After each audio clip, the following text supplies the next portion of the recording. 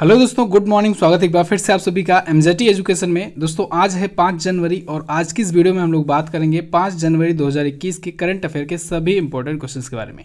पूरी वीडियो ध्यान से देखना है। वीडियो अगर पसंद आए तो वीडियो को लाइक करना है, शेयर करना है आपको। और अगर आपने अभी तक हमारे चैनल को सब्सक्राइब नहीं किया है तो चैनल को सब्सक्राइब कीजिए, बेल आइकन को प्रेस कीजिए, जिससे आने वाली वीडियोज़ का नोटिफिकेशन आपसे मिस ना हो। इस वीडियो की पीडीएफ फाइल, क्विज वगैरह सब कुछ मिल जाएगा आपको हमारे एप्लीकेशन पर। और हाँ दोस्तों, ब्रह्मास्त्र 2.0 की ई बुक आ चुकी है प्री लॉन्च ऑफर के साथ। सिर्फ आज के लिए आपको 99 रुपये में ये मिल रहा है। 48 आवर के लिए मैंने आपको ऑफर दिया हुआ था, 24 आवर और बचे हुए हैं, सिर्फ आज के लिए है। वैसे तो दोस्तों हमारी ई बुक होती है 20 रुपये में पर मंथ की, लेकिन आपको 12 महीनों की ई बुक मिल रही है सिर्फ 99 रुपये में। जनवरी 2020 से दिसंबर 2020 तक का पूरा content chapter wise, category wise आपको एक सिंगल ई बुक में मिल रहा है। ये ई बुक आप एमजेटी ऐप पर प्राप्त कर सकते हैं। अगर आपके पास एमजेटी ऐप नहीं है तो आप लोग व्हाट्सएप के माध्यम से इसे प्राप्त कर सकते हैं। व्हाट्सएप नंबर नीचे दिया गया है, वहाँ पर जाकर के संपर्क कीजिए। वहाँ पर आपको बताया जाएगा कि कैसे आपको ई बुक लेनी है। चलिए बात करते हैं लास्ट डे के क्वेश्चंस की। लास्ट डे का हमारा पहला क्वेश्चन था, जीएसटी के संदर्भ में यूजीएसटी का पूर्ण रूप क्या होता है? तो union territories goods and services tax होता है इसका फुल फॉर्म। आंध्र प्रदेश के नए मुख्य सचिव कौन बनाए गए? तो वो बनाए गए आदित्यनाथ दास जी। इन दोनों ही क्वेश्चंस के बारे में दोस्तों काफ़ी लोगों ने बहुत ही अच्छे से डिटेल में आंसर किया हुआ है। ऐसे ही आप लोग डिटेल में आंसर किया करो, आप लोगों के कमेंट को बहुत लोग पढ़ते हैं। चलिए बात करते हैं आज के दिन के हमारे पहले क्वेश्चन की। पहला क्वेश्चन है, विश्व ब्रेल दिवस कब मनाया जाता है? World Braille day. तो ये दोस्तों मनाया जाता है प्रत्येक वर्ष 4 जनवरी को।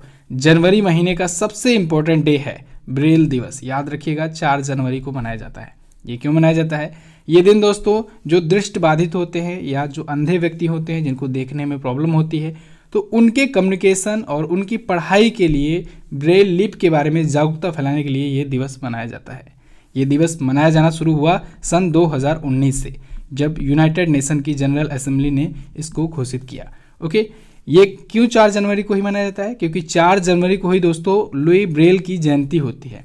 लुई ब्रेल जी थे वो व्यक्ति, वो शख्स जिन्होंने इस लिप की खोज की, इस लिप की शुरुआत की, तो उन्हें ब्रेल लिप का जनक भी कहा जाता है। उन्होंने दोस्तों 16 वर्ष की उम्र में ही इस लिप की खोज की थी। ओके, इस लिप का विकास किया था। ब्रेल लिप क्या होती है? ब्रेल लिप दोस्तों बेसिकली एक डॉटेड माध्यम से लिखा हुआ रहता है। 6 डॉट होते हैं, 6 डॉट के माध्यम से एक टाइप का लिखने का एक तरीका होता है। अब ये डॉट जो होता है, डॉट के फॉर्म में जो वर्ड लिखे जाते हैं, जो सेंटेंस लिखा जाता है, तो जो दृष्टिबाधित या जो अंधे व्यक्ति होते हैं वो इन्हें टच कर करके, ठीक है, इन्हें टच कर करके वो समझते हैं और इसी प्रकार से उनकी कम्युनिकेशन चलती है। ठीक है, वो पढ़ते हैं और अपने संदेश भेजते हैं, अपना जो कुछ कहना होता है इसी डॉटेड लाइन के माध्यम से कहा जाता है। ठीक है, तो इसी को ब्रेल लिपि कहा जाता है। ये एक पूरी की पूरी लिपि है और इसका विकास किया था लुई ब्रेल ने। क्लियर? 1 जनवरी को डीआरडीओ दिवस मनाया गया, सबसे इंपॉर्टेंट डे है। ठीक है, डीआरडीओ स्थापना दिवस। अगला देखते हैं, सीआईएसएफ के नए महानिदेशक कौन बनाए गए? तो अभी हाल ही में CISF, central industrial securities forces, केंद्रीय औद्योगिक सुरक्षा बल, इसके नए डायरेक्टर जनरल दोस्तों बनाए गए सुबोध कुमार जायसवाल जी। सुबोध कुमार जायसवाल जी ये 1985 बैच के, 1985 बैच के आईपीएस ऑफिसर हैं। कहाँ से? महाराष्ट्र कैडर से। तो इनको अगले 2 वर्षों तक, लगभग 2 वर्षों तक, 30 सितंबर 2022 तक इनको नियुक्त किया गया है as a director general of CISF. इन्हें दोस्तों नियुक्त किया गया है कुमार राजेश चंद्रा की जगह पर। किसकी जगह पर? कुमार राजेश चंद्रा जी की जगह पर सीआईएसएफ आया है। इसके बारे में जानते हैं। इसकी स्थापना दोस्तों हुई थी 1969 को, 1969 में स्थापना हुई और इसका हेडक्वार्टर है नई दिल्ली में और इसका फुल फॉर्म मैंने बताया central industrial securities forces. Clear? आपको सी ऑप्शन में दिख रहे हैं तरुण कुमार जी, लेफ्टिनेंट जनरल तरुण कुमार। ये अभी एनसीसी के महानिदेशक बनाए गए हैं। और एक और नाम है सुनील कुमार। सुनील कुमार जी को अभी आईजी बनाया गया बीएसएफ का। आईजी यानी होता है इंस्पेक्टर जनरल, ठीक है, महानिरीक्षक होता है, तो वो बनाए गए बीएसएफ के। दोस्तों केंद्र सरकार के पास 7 प्रकार की होती है सीएपीएफ की force. CAPF, central armed police force. ये 7 कौन कौन सी होती हैं? ध्यान से सुनिएगा। असम राइफल्स, ठीक है, BSF, CRPF, CISF, ITBP, NSG और एसएसबी। ये 7 प्रकार की होती हैं। अगला, हाल ही में जारी ब्लूमबर्ग बिलियनियर इंडेक्स में दुनिया के दूसरे सबसे अमीर व्यक्ति कौन बने? तो दोस्तों ब्लूमबर्ग बिलियनियर इंडेक्स अभी हाल ही में जारी हुई है, अभी परसों भी इसके बारे में हम लोगों ने चर्चा की थी थोड़ा सा। तो दुनिया के दूसरे सबसे अमीर व्यक्ति बने हैं एलन मस्क। एलन मस्क ये टेस्ला और स्पेस एक्स के मालिक हैं। स्पेस एक्स आप लोग जानते हैं अमेरिका की प्राइवेट स्पेस एजेंसी है, और टेस्ला जो है ये दोस्तों इलेक्ट्रिक व्हीकल निर्माण की कंपनी है। तो एलन मस्क दोस्तों 170 बिलियन डॉलर के साथ ब्लूमबर्ग बिलियनियर इंडेक्स में दूसरे सबसे अमीर व्यक्ति बने हुए हैं। पहले कौन है? पहले दोस्तों जेफ बेजोस हैं, अमेजन के सीईओ और फाउंडर, 190 बिलियन डॉलर के साथ। ध्यान से देखते जाइए, 2 रैंकिंग मैं आपको इसी एक क्वेश्चन में बताने वाला हूँ। तीसरे स्थान पर है बिल गेट्स। बिल गेट्स कौन है? ये माइक्रोसॉफ्ट के फाउंडर हैं और इनकी संपत्ति बताई गई है इसमें 132 बिलियन डॉलर। ठीक है। अच्छा, इसी में अभी आपको मैं परसों बताया था कि एशिया के सबसे अमीर व्यक्ति बने थे झोंग सान सान। तो झोंग सान सान चाइना के हैं, ठीक है, वो सबसे अमीर व्यक्ति एशिया के बने हुए हैं, पहली बार आए हुए हैं। सेकंड पोजीशन पर अब आ गए हैं मुकेश अंबानी, काफ़ी समय के बाद एशिया के दूसरे सबसे अमीर व्यक्ति बने हैं। ओके। अच्छा, ये तो है ब्लूमबर्ग बिलियनियर इंडेक्स 2021। अभी एक और लिस्ट शामिल हुई है, जारी हुई है, इसी में मैं आपको बता दे रहा हूँ। हुनरू ग्लोबल रिच लिस्ट जारी की गई है, हुनरू के द्वारा हुनरू ग्लोबल रिच लिस्ट जारी की गई है। इसमें दोस्तों मुकेश अंबानी अभी भी एशिया के टॉप पर बने हुए हैं। ठीक है, ध्यान रखिएगा। ब्लूमबर्ग के अनुसार एशिया के टॉप व्यक्ति जो हैं, सबसे अमीर व्यक्ति जो हैं, वो हैं झोंग सान सान, लेकिन हुनरू ग्लोबल रिच लिस्ट के अनुसार मुकेश अंबानी अभी भी एशिया में टॉप पर बने हुए हैं, और दुनिया में टॉप 2 तो दोनों में सेम है। क्लियर है? चलिए अगला देखते हैं। अगला है, हाल ही में किस देश की संसद ने मलाला यूसुफजई छात्रवृत्ति अधिनियम पारित किया? ये क्वेश्चन बड़ा इंपॉर्टेंट है। ये क्वेश्चन पढ़ने के बाद जनरली स्टूडेंट दोस्तों पाकिस्तान को लगाएंगे, लेकिन ये गलत ऑप्शन होगा। अमेरिका की संसद ने अभी हाल ही में मलाला यूसुफजई छात्रवृत्ति अधिनियम पारित किया है। मलाला यूसुफजई के बारे में अभी हम लोग बात करेंगे, ये पाकिस्तान के एक्टिविस्ट हैं। ओके, तो अमेरिका ने दोस्तों मलाला यूसुफजई छात्रवृत्ति अधिनियम पारित किया है अपनी संसद में। अमेरिका की संसद का क्या नाम होता है? कांग्रेस होता है। अमेरिका की संसद को कांग्रेस कहते हैं, जैसे हम लोग पार्लियामेंट कहते हैं वैसे वहाँ पर कांग्रेस कहा जाता है। ओके, पाकिस्तानी महिलाओं के लिए स्कॉलरशिप एक्ट ये लागू किया है। ये स्कॉलरशिप एक्ट के तहत क्या होगा? इसके अनुसार दोस्तों इंटरनेशनल डेवलपमेंट के लिए अमेरिकन एजेंसी के द्वारा एटलीस्ट 50% की स्कॉलरशिप दी जाएगी। कितने की? 50% तक की स्कॉलरशिप दी जाएगी। किसे? पाकिस्तानी महिलाओं को हायर एजुकेशन के लिए दिया जाएगा। ओके, और कब से कब तक दिया जाएगा? तो 2020 से 2022 तक के लिए दिया जाएगा। ओके, क्लियर है? तो अमेरिका की संसद भी ये पारित हुआ है अधिनियम। अब देखिए मलाला यूसुफजई कौन थी? मलाला यूसुफजई दोस्तों दुनिया की सबसे कम उम्र की नोबेल प्राइज़ जीतने वाली ये व्यक्ति हैं। पाकिस्तान की एक्टिविस्ट हैं। इन्हें 2014 में मिला था नोबेल पीस प्राइज़। 2014 में भारत के भी तो एक व्यक्ति थे जिनको मिला था। कौन थे वो? कैलाश सत्यार्थी जी। उनको भी इन्हीं के साथ मिला था शांति का नोबेल। 2014 में ये जब इनको नोबेल मिला तो ये 17 वर्ष की उम्र की थी। ठीक है, पाकिस्तान में ये सोशल एक्टिविस्ट हैं और इन पर तालिबानियों का हमला भी हुआ था, अटैक हुआ था आतंकवादियों का, तो इस वजह से ये चर्चे में आई थी। ठीक है, और इनको 2014 में दिया गया था Nobel peace prize. Clear? America आया है। अमेरिका देखिए मैप में ये रहा अमेरिका। वाशिंगटन डीसी यहाँ की राजधानी है। वाशिंगटन डीसी में ही है IMF का हेडक्वार्टर और वर्ल्ड बैंक का हेडक्वार्टर, और किसका है? नासा का हेडक्वार्टर है। अमेरिका में ही है दोस्तों न्यूयॉर्क। न्यूयॉर्क में UNO का हेडक्वार्टर है। न्यूयॉर्क में ही यूनिसेफ का भी हेडक्वार्टर है, यूनिसेफ का। क्लियर? डॉलर यहाँ की होती है करेंसी। कांग्रेस यहाँ की संसद का नाम, जैसे मैंने अभी आपको बताया। जो बाइडेन 46वें प्रेसिडेंट बने हैं यहाँ के, और इन्होंने वाइस प्रेसिडेंट बनाया कमला हैरिस को। कमला हैरिस दोस्तों वाइस प्रेसिडेंट बनने वाली दक्षिण एशियाई मूल की पहली महिला बनी हैं। ओके, और ये भारतीय मूल की भी हैं, आप सभी को पता होगा, इनके बारे में बताया गया है डिटेल में आपको। और इनको और जो बाइडेन को, यानी कमला हैरिस और जो बाइडेन, इन दोनों को टाइम मैगजीन ने अभी पर्सन ऑफ द ईयर चुना है। ये इंपॉर्टेंट है, इसको याद रखना आपको। अमेरिका में राष्ट्रपति पद का भी चुनाव हुआ था, आप सबको पता है। तो इनकी पार्टी का नाम पूछा जा सकता है। पार्टी का नाम है डेमोक्रेट पार्टी। ठीक है, जिस पार्टी से बराक ओबामा थे उसी पार्टी के ये भी हैं।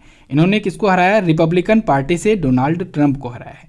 अच्छा दोस्तों, अमेरिकी चुनाव के इतिहास में अमेरिका के अभी तक का जो भी राष्ट्रपति चुनाव हुआ उसमें अभी तक सबसे ज़्यादा वोट हासिल करने का रिकॉर्ड जो बाइडेन के नाम है। याद रखिएगा, बड़ा इंपॉर्टेंट है ये भी। अगला, उड़ीसा के नए महासचिव कौन बनाए गए? उड़ीसा के नए महासचिव दोस्तों बनाए गए सुरेश चंद्र महापात्रा जी। सुरेश चंद्र महापात्रा ये नियुक्त हुए हैं आसित कुमार त्रिपाठी जी की जगह पर। ओके, तो ये होंगे उड़ीसा के नए महासचिव। आपको आपको तो पता होगा अभी पिछले दिनों में कई और राज्यों के महासचिव नियुक्त किए गए हैं। तो चलिए चलते हैं, ये ई बुक का एक पार्ट है दोस्तों, स्क्रीनशॉट ये ई बुक का ही है, जहां पर मैंने आपको दिया हुआ है ऐसे ही कैटेगरी वाइज सब कुछ डिटेल में। ठीक है, तो यहाँ पर देखिए आप लोग, अमिताभ जैन को मुख्य सचिव बनाया गया है, छत्तीसगढ़ का नियुक्त किया गया है। आदित्यनाथ दास जी को आंध्र प्रदेश का नियुक्त किया गया है। विजय वर्धन को हरियाणा का मुख्य सचिव नियुक्त किया गया है। पी रवि कुमार को कर्नाटक का नियुक्त किया गया है। और वहीं सुरेश कुमार को पाकिस्तान में भारत का राजदूत नियुक्त किया गया है। गौरव अहलूवालिया जी को अल्जीरिया में भारत का राजदूत नियुक्त किया गया है। वहीं अनिंद्या बनर्जी को कोरिया गणराज्य में भारत का राजदूत नियुक्त किया गया है। ओडिशा के बारे में थोड़ा सा और डिटेल जान लीजिए। ओडिशा देख लीजिए मैप में है कहाँ पर, ये रहा ओडिशा। ओडिशा की स्थापना दोस्तों 1 अप्रैल 1936 को हुई थी, वैसे अगर देखा जाए तो। ठीक है, राज्यों के गठन से पहले तब ये बिहार और बंगाल से अलग हुआ था। हालांकि जब भारत आज़ाद हुआ तो 1950 में पुनर्गठन किया गया राज्यों का। ठीक है, तो लेकिन 1 अप्रैल 1936 को जब ये अलग हुआ था तो इसी वजह से 1 अप्रैल को ही मनाया जाता है ओडिशा का स्थापना दिवस। ठीक है, 26 जनवरी 1950 के हिसाब से नहीं मनाया जाता, 1 अप्रैल को ही ओडिशा स्थापना दिवस या उत्कल दिवस इसे कहा जाता है, ये मनाया जाता है। यहीं पर है दोस्तों चिल्का झील, भारत की खारे पानी की सबसे बड़ी झील है, ओडिशा में ही। अच्छा, ओडिशा के बालासोर में ही तो अक्सर डीआरडीओ परीक्षण किया करता है, याद होगा आपको। ठीक है, ओडिशा में ही क्या होने वाला है, 2023 में हॉकी विश्व कप होने वाला है। और ओडिशा में ही तो दोस्तों राउरकेला में बनाया जा रहा है भारत का सबसे बड़ा हॉकी स्टेडियम, ये भी आपको याद रखना चाहिए। ओडिशा अपना बॉर्डर किससे किससे शेयर कर रहा है, ये वेस्ट बंगाल से, झारखंड से, छत्तीसगढ़ से और आंध्र प्रदेश से अपना बॉर्डर शेयर कर रहा है। 5 बार लगातार सीएम बने हैं नवीन पटनायक जी, बीजू जनता दल पार्टी से। ओके, भुवनेश्वर है यहाँ की राजधानी और गवर्नर है प्रोफेसर गणेशी लाल जी। नंदनकानन वन्यजीव अभ्यारण्य, सिमलीपाल अभ्यारण्य और चंदका हाथी विहार, ये है ओडिशा में ही। अभी हाल ही में दोस्तों सिमलीपाल अभ्यारण्य में देखा गया था ब्लैक टाइगर। ठीक है, ब्लैक टाइगर, आपको ये भी याद रखना चाहिए। अच्छा, अभी कुछ हाई कोर्ट के चीफ जस्टिस चेंज हुए हैं, उसमें ओडिशा हाई कोर्ट भी है और इसके नए चीफ जस्टिस बनाए गए एस मुरलीधर। कौन?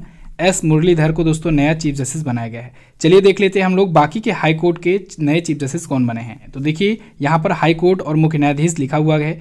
एस मुरलीधर को दोस्तों ओडिशा हाई कोर्ट का चीफ जस्टिस बनाया गया। हेमा कोहली को तेलंगाना हाई कोर्ट का, अरूप कुमार गोस्वामी को आंध्र प्रदेश हाई कोर्ट का, जेके माहेश्वरी को सिक्किम हाई कोर्ट का, राघवेंद्र सिंह चौहान जी को उत्तराखंड हाई कोर्ट का चीफ जस्टिस, पंकज मित्तल और संजीव बनर्जी भी लिखा गया है जम्मू कश्मीर और लद्दाख हाई कोर्ट के और मद्रास हाई कोर्ट के नए चीफ जस्टिस बनाए गए हैं। अच्छा, कुछ लोग दोस्तों ब्रह्मास्त्र 2.0 का रिव्यू देखना चाहते हैं कि इसमें क्या क्या है, तो यहाँ पर मैं जल्दी से थोड़ा सा दिखा दे रहा हूँ आपको कि क्या क्या इसमें कंटेंट अवेलेबल है। यहाँ पर देखिए इंडेक्स में हर एक चीज़ चैप्टर वाइज दिया गया है, कौन से किस पेज पर क्या क्या है, कौन कौन सा चैप्टर है, सब कुछ दिया गया है, यहाँ पर आप देख सकते हैं। ठीक है, उसके बाद दोस्तों यहाँ पर देखिए कौन क्या है मैं आपको सब कुछ दिखाया जाएगा। राज्यों का गठन से लेकर के सब कुछ दिया गया है। मुख्यमंत्री, यहाँ पर देखिए अर्धसैनिक बल के जो प्रमुख हैं ये सब हैं, जो नए चेंज हुए हैं, रिसेंटली चेंज हुए हैं, उनके नाम भी दिए गए हैं यहाँ पर। ठीक है, तरुण कुमार जी अभी नए चेंज हुए हैं। इसके बाद यहाँ पर जो बैंक दिया गया है, बैंकों का हेडक्वार्टर, उसका स्थापना दिवस, सब कुछ दिया गया है। उसकी एमडी सीईओ कौन है ये भी दिया गया है। इसके साथ ही दोस्तों महत्वपूर्ण दिवस विषय चैप्टर आ गया, यहाँ पर आपको सभी महीनों का दिवस और थीम दिया गया है। इसके बाद अगला चैप्टर आता है निधन का, देखिए निधन भी दिया गया है अच्छे से सब कुछ। ठीक है, यहाँ पर ज़्यादा समय नहीं, इस वजह से ज़्यादा डिटेल नहीं दिखा पा रहा हूँ, लेकिन यहाँ पर देख लीजिए इस्तीफा संन्यास हुआ। इसके बाद भी और आगे आएंगे ब्रांड एम्बेसडर, पुस्तकें, लेखक। ठीक है, हर एक चैप्टर दिया गया है आपको डिटेल में और उस कंटेंट के साथ डिटेल भी आपको दिया गया है। आयोजन सम्मेलन कौन सा कहाँ पर हुआ, ठीक है, हर एक चैप्टर देखिए। तो आप इसे परचेज कर सकते हैं, अभी मौका है आपके लिए। सूचकांक और रैंकिंग है, रैंकिंग के बारे में पूरा डिटेल जानकारी है। देखिए आपको अगर डिटेल नॉलेज रहेगी तो कोई सा भी एग्ज़ाम हो आपका इंडिया का, आप क्रैक कर ले जाओगे बहुत ही आसानी से। तो इसको आप परचेज कर सकते हैं, यानी वैल्यू फॉर मनी प्रोडक्ट है। आपको लेने के बाद 1% कभी ये फील नहीं होगा कि आपको ई बुक महंगी मिली है। आप इसे परचेज करके देखो एक बार। इस ई बुक की क्वालिटी और कंटेंट में दम है, इसीलिए मैं बार बार आपसे कह रहा हूँ इसके बारे में, वरना मैं नहीं कहता। मैं जान रहा हूँ बार बार इसके बारे में कहने पर कुछ लोगों को बुरा भी लग रहा है, लेकिन यकीन मानिए मैं ये चाहता हूँ दोस्तों कि आप लोग कोई गलत प्रोडक्ट ना ले लो सस्ते के चक्कर में। आपको अक्सर यहाँ पर दिख रहा है वन लाइनर मिल रहा है और ऑब्जेक्टिव दे रहे हैं लोग, और लोग उसी को परचेज कर ले रहे हैं सस्ते के चक्कर में। ये नहीं जानते कि आजकल के जो एग्जाम्स में पूछे जा रहे हैं वो रिलेटेड पॉइंट्स पूछे जा रहे हैं। यानी अगर कोई भी क्वेश्चन कहीं से पूछा जा रहा है, आ रहा है करंट अफेयर में, तो उससे रिलेटेड जो क्वेश्चंस बन रहे हैं वो एग्जाम में पूछे जा रहे हैं। तो ऐसे में स्टूडेंट वहाँ पर वन लाइनर के चक्कर में और ऑब्जेक्टिव के चक्कर में फंस जाता है, क्योंकि उसके बारे में डिटेल तो वहाँ पर दी ही नहीं रहती है। तो इस वजह से जो भी पढ़िए डिटेल्स पढ़िए और डिटेल नॉलेज रहेगी तो आपसे कोई भी क्वेश्चन मिस नहीं होगा। एक कॉन्फिडेंस रहेगा अंदर कि हाँ हमने करंट अफेयर पूरा तैयार कर लिया है। चलिए बात करते हैं अगले क्वेश्चन की। हाल ही में किसने दिल्ली में तमिल अकादमी की स्थापना की? तो अभी हाल ही में दिल्ली सरकार ने दोस्तों दिल्ली में तमिल अकादमी की स्थापना की है। तमिलनाडु की कला, संस्कृति, भाषा आदि को वहाँ को बढ़ावा देने के लिए ये स्थापित किया गया है, क्योंकि दोस्तों दिल्ली में भी तमिलनाडु के बहुत सारे लोग रहते हैं, बहुत बड़ी आबादी रहती है। तो इस वजह से वहाँ की कला, वहाँ की कल्चर को, वहाँ के लैंग्वेज को बढ़ावा देने के लिए दिल्ली में स्थापित किया गया है तमिल अकादमी। किसके द्वारा स्थापित किया गया? दिल्ली सरकार की कला, संस्कृति और भाषा विभाग के द्वारा स्थापित किया गया है। दिल्ली सरकार आया है, इसके बारे में थोड़ा सा जान लीजिए। दिल्ली की राजधानी नई दिल्ली होती है। अरविंद केजरीवाल जी आम आदमी पार्टी से 3 बार के यहाँ के सीएम हैं। डिप्टी सीएम है मनीष सिसोदिया जी और यहाँ के लेफ्टिनेंट गवर्नर हैं अनिल बैजल जी। अगला है, दुनिया की सबसे मूल्यवान 2 पहिया कंपनी कौन बनी? तो अभी हाल ही में दोस्तों बजाज कंपनी बन गई है दुनिया की सबसे मूल्यवान 2 पहिया निर्माता कंपनी। भारत की है ये बजाज ऑटो ने दोस्तों 1 लाख करोड़ का मार्केट कैप भी क्रॉस कर लिया है। कितने का? 1 लाख करोड़ का मार्केट कैप क्रॉस कर लिया है और ये अचीवमेंट हासिल करने वाली दुनिया की पहली 2 पहिया वाहन कंपनी बन गई है। 2 व्हीकल कंपनी बन गई है। ठीक है, अभी तक 2 पहिया वाहन निर्माता कंपनी ने 1 लाख करोड़ रुपए का मार्केट कैप नहीं क्रॉस किया था। भारत का सबसे बड़ा ये एक्सपोर्टर भी है, यानी सबसे बड़ा निर्यातक भी है बाइक्स वगैरह का। ओके, बजाज के बारे में जानेंगे। बजाज कंपनी की स्थापना दोस्तों हुई थी 1945 को, 1945 को जमनालाल बजाज जी ने इसकी स्थापना की थी। इसका हेडक्वार्टर है पुणे में, महाराष्ट्र में।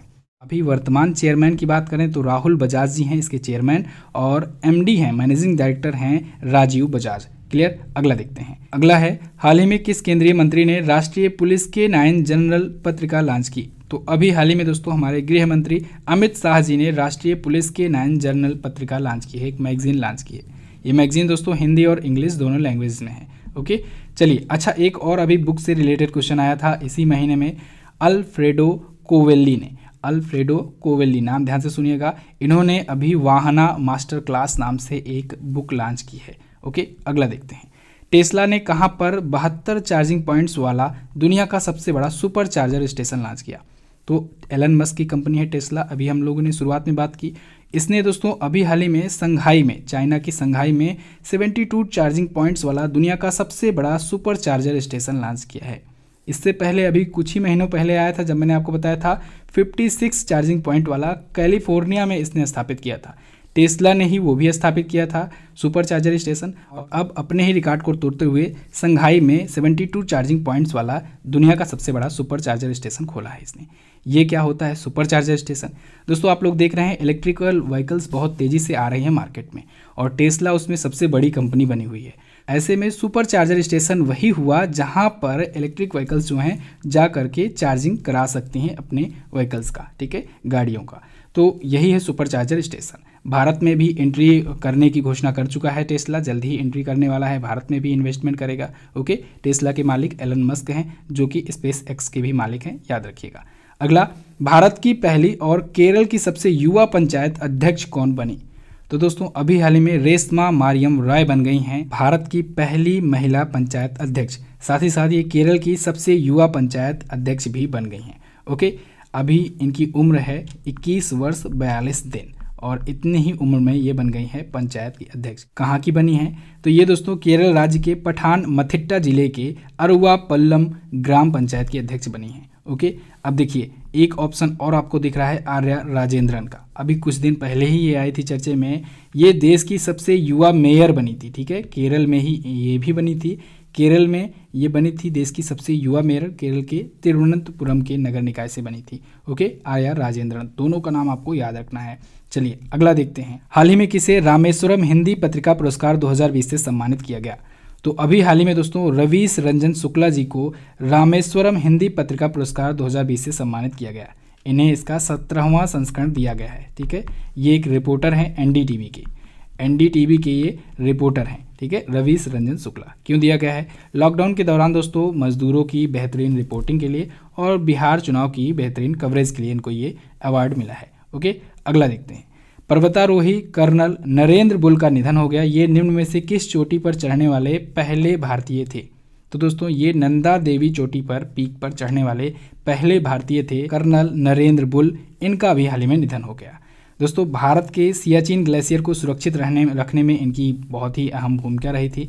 1984 में 1984 में जब ऑपरेशन मेघदूत हुआ था सियाचिन ग्लेशियर पर, ठीक है, भारतीय सेना का, तो ऑपरेशन मेघदूत में इन्होंने बहुत हेल्प की थी भारतीय सेना की। ये अपने साहसी कार्यों की वजह से ही बुल की उपाधि पाए थे। यहाँ पर आपको नाम में दिख रहा है बुल, तो बुल इन्हें कहा जाता है, इनके साहसी कामों की वजह से जाना जाता था, ठीक है। हालांकि बाद में ये माउंट एवरेस्ट, माउंट कंचनजंगा और भी कई चोटियों पर चढ़े, लेकिन नंदा देवी चोटी पर चढ़ने वाले ये पहले भारतीय थे। क्लियर? तो बस दोस्तों, ये तो था हमारा आज का दिन का करंट अफेयर का क्वेश्चन। कैसी लगी वीडियो आप लोग कमेंट करके हमें जरूर बताइएगा। वीडियो पसंद आई है तो इसको लाइक कीजिए, शेयर कीजिए अपने दोस्तों के साथ। चैनल पर अगर नए आए हो चैनल को सब्सक्राइब करना। और हाँ दोस्तों, आज आ रही है दिसंबर मंथ की मंथली वीडियो, आप लोग वो वीडियो देखना मत भूलिएगा। चलिए बात करते हैं क्वेश्चन ऑफ द डे की। आज का पहला क्वेश्चन है आपके लिए, निम्न में से किस कोविड वैक्सीन का निर्माण भारत बायोटेक द्वारा किया गया है? अच्छा क्वेश्चन है, इंपॉर्टेंट क्वेश्चन है, पूछा जाएगा जरूर। ISO सर्टिफिकेट पाने वाला भारत का पहला रेलवे स्टेशन कौन है? कल बताया था इसके बारे में मैंने। इन दोनों ही क्वेश्चन के बारे में आपको जो पता हो डिटेल में जरूर आंसर कीजिएगा। वीडियो आप देख लिए हो, MZT ऐप पर इसकी क्विज अवेलेबल है, वहीं पर PDF अवेलेबल है। PDF आपको हमारे MZT एजुकेशन नाम से टेलीग्राम ग्रुप पर मिल जाएगी। टेलीग्राम ग्रुप पर ज्वाइन कर लीजिए उसको, वहाँ पर बाकी PDF जो है उसको भी डाउनलोड कर लीजिए। वीडियो को यहाँ तक देखने के लिए दोस्तों बहुत बहुत धन्यवाद। मिलते हैं अगली वीडियो में, तब तक के लिए नमस्कार, जय हिंद, वंदे मातरम।